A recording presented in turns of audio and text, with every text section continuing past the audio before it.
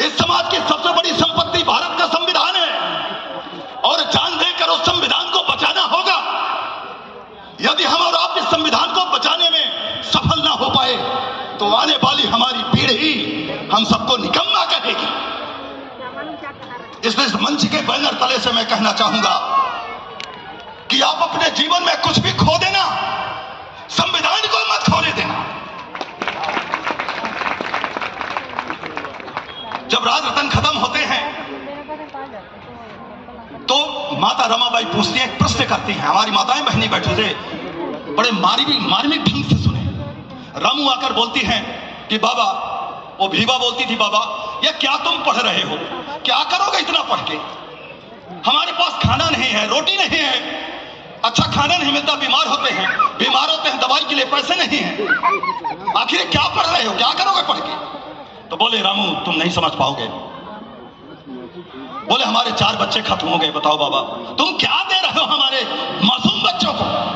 हम तो मजदूरी करके खा सकते हैं, ये हमारे मासूम बच्चे का 4 साल के बेटे का क्या दोष है? उन्होंने कहा, उसे ध्यान से सुने, उन्होंने कहा, रामू तुम नहीं समझ पाओगी। आज हमारा 1 बेटा मरा है, 4 बेटा मरा है।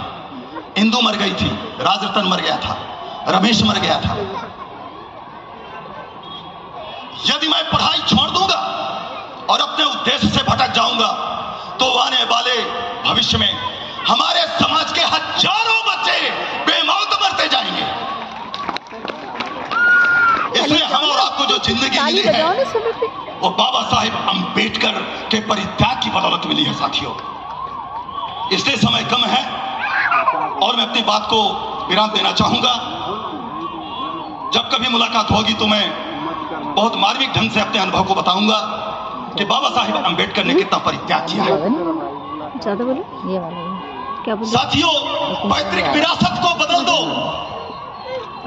पैतृक विरासत को बदल दो, पीढ़ियों के सितारे बदल जाएंगे।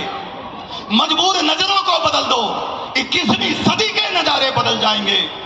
अंधविश्वास और पाखंड के सागर में कश्तियां बदलने की जरूरत नहीं, सोच की दिशाएं बदल दो, जिंदगी के किनारे बदल जाएंगे।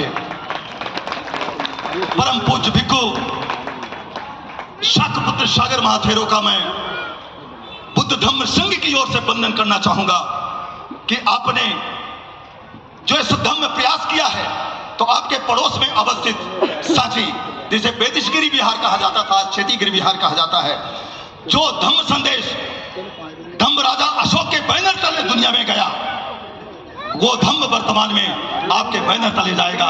ऐसी उम्मीद करते हुए मैं आप सभी लोगों को कोटि कोटि साधुवाद देता हूं। नमो बुद्धाय, जय भीम, जय संविधान।